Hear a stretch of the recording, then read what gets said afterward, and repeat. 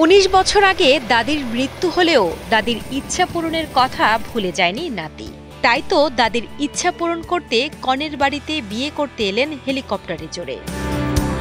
সাথে ছিল বাবা মা, নানি সহ নিকটতম আত্মীয়রা। ছোটবেলা বলতো যে আমার পোতাকে আমি হেলিকপ্টারে করে বিয়ে করাবো, সেই ইচ্ছাটা আমরা পূরণ করব। আলহামদুলিল্লাহ। আমার অনুভূতি খুবই ভালো।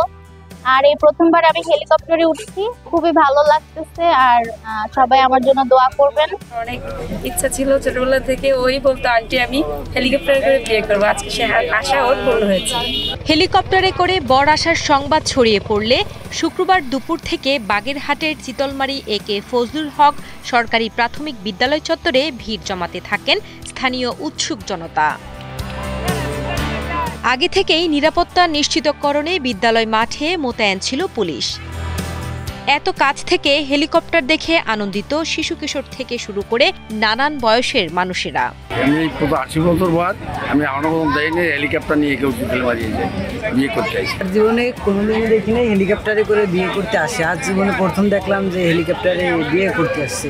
বাগেরহাটের চিতলমারীতে এই প্রথমবারের মতো হেলিকপ্টারে চড়ে বরযাত্রী আসায় খুশি কনে ও তার পরিবার। হেলিকপ্টার থেকে নামার পর ফুলেল শুভেচ্ছা জানিয়ে বরযাত্রীকে বরণ করে নেয় কনের পরিবার ও স্বজনরা। বরযাত্রী হিসেবে হেলিকপ্টারে করে আসা হয়েছে আমাকে নিয়ে যাওয়ার জন্য। তো আজকে আমার অনুভূতি খুবই ভালো, কেননা কারণ চিতলমারীতে এই প্রথমবার হেলিকপ্টার এসেছে শুনেছি।